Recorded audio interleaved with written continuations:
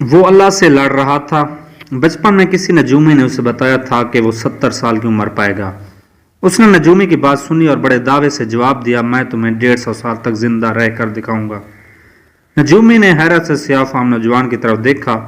نوجوان بولا، افسوس، تم مجھے 150 سال تک زندہ نہیں دیکھ سکو گے کیونکہ تم مجھ سے 100 سال پہلے مر چکے ہوگے۔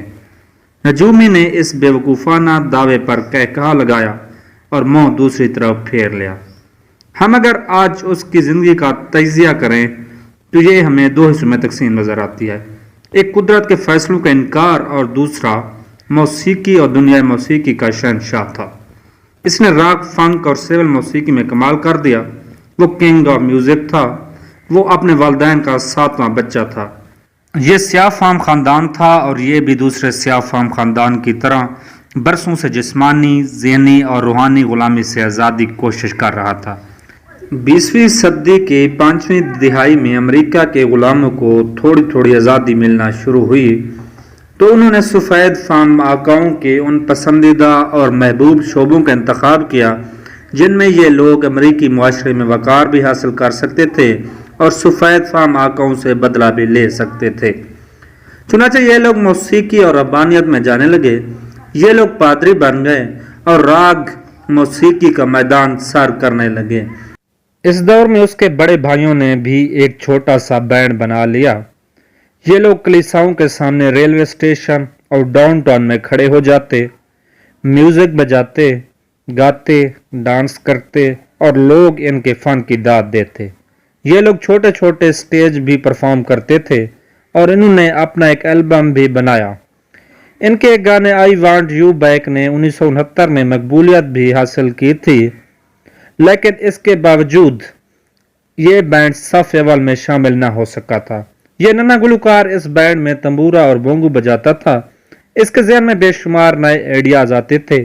وہ ان آئیڈیاز کو عملی شکل بھی دینا چاہتا تھا، لیکن وہ اپنے بڑے بھائی اور والد کے جبر کا شکار تھا۔ اس کے والد اسے بری طرح تشدد کا نشانہ بناتے تھے، جبکہ وہ اپنے 6 بڑے بھائیوں کا چھوٹا تھا، اس لیے وہ اس سے ذاتی ملازم جیسا سلوک کرتے تھے۔ اس فضا میں اس کے آئیڈیاز گھٹ گھٹ کر مرنے لگے تھے۔ وہ جینیس تھا۔ وہ تخلیق کے جوہر سے شہ رگ تک بھرا ہوا تھا، اور یہ حقیقت ہے کہ ایسے لوگ زیادہ دنوں تک دوسروں کے محتاط نہیں رہ سکتے۔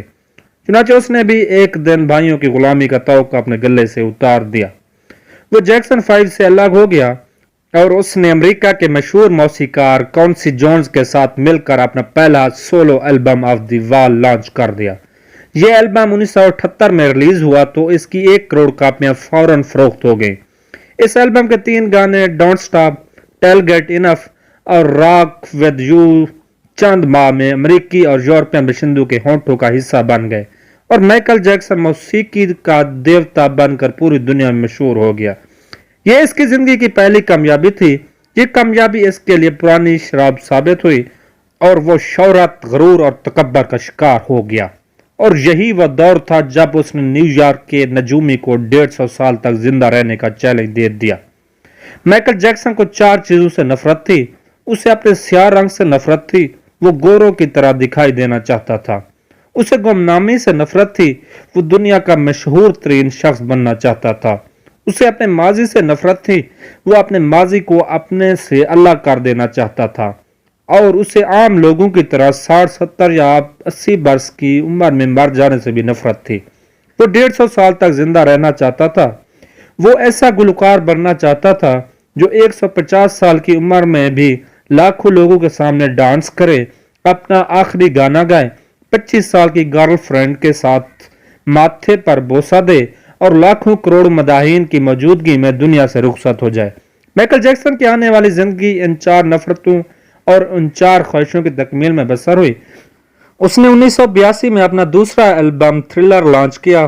یہ دنیا میں سب سے زیادہ بکنے والا البم تھا۔ 1 ماہ میں اس کی 6.5 کروڑ کاپیاں فروخت ہوئیں اور یہ gains book of the world record کا حصہ بن گیا تھا۔ تھرلر کے 9 میں سے 7 گانوں نے میوزک چارٹ میں جگہ بنائی تھی۔ مائیکل جیکسن اب دنیا کا مشہور گلوکار تھا۔ اس نے گمنامی کو شکست دے دی تھی۔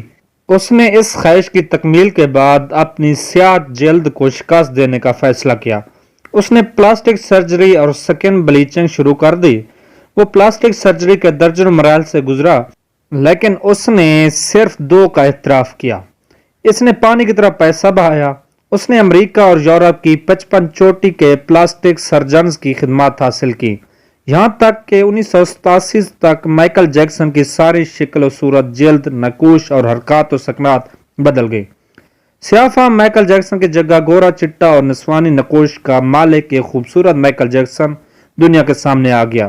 اس نے 1987 میں البم بیٹ جاری کی۔ یہ گورے مائیکل جیکسن کی پہلی البم تھی۔ یہ البم بھی کامیاب ہوئی، اس کی 3 کروڑ کاپیاں فروخت ہوئیں۔ اس البم کے بعد اس نے اپنا پہلا سولو ٹور شروع کیا۔ وہ ملکوں شہر شہر گیا، موسیقی کے شو کیے اور ان شو سے کروڑوں ڈالر کمائے۔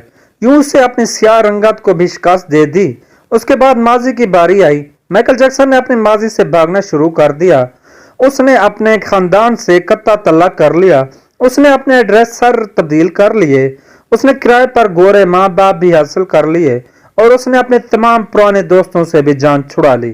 ان تمام اقدامات کے دوران جہاں وہ اکیلا ہوتا چلا گیا، وہاں وہ مصنوعی زندگی کے گرداب میں پھنس گیا۔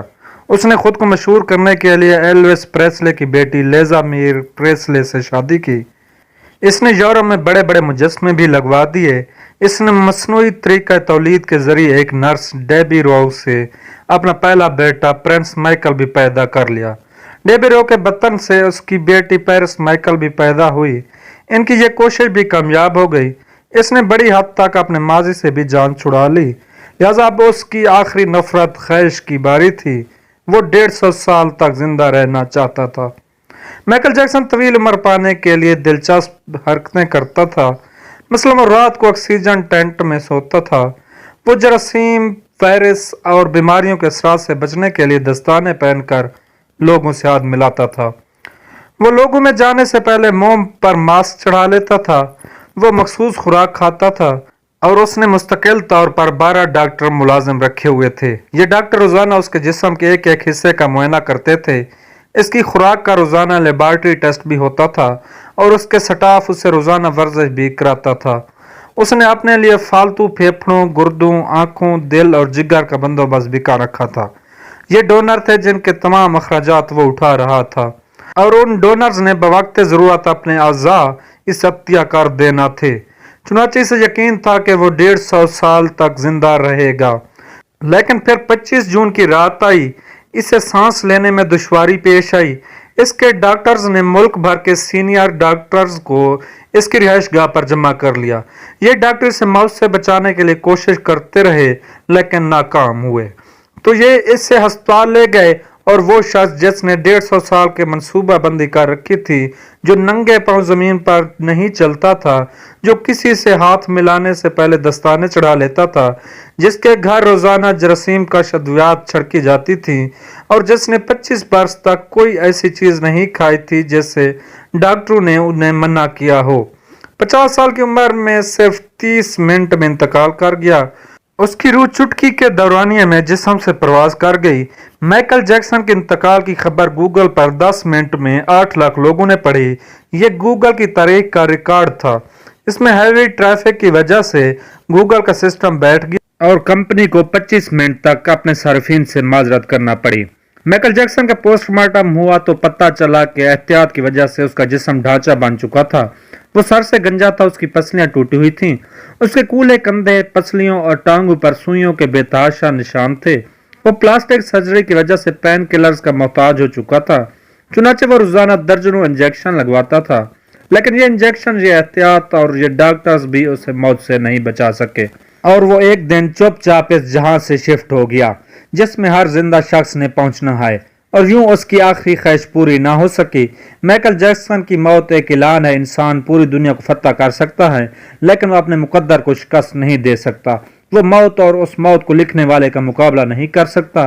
چنانچہ کوئی راک سٹار ہو یا کوئی فرعون، وہ 2 من مٹی کے بوجھ سے نہیں بچ سکتا۔ وہ قبر کو شکست نہیں دے سکتا۔ لیکن حیرت ہے کہ ہم مائیکل جیکسن کے انجام کے بعد بھی خود کو فولاد کا انسان سمجھ رہے ہیں۔ ہمارا خیال ہے ہم موت کو دھوکہ دیں گے، ہم 150 سال تک زندہ رہیں گے۔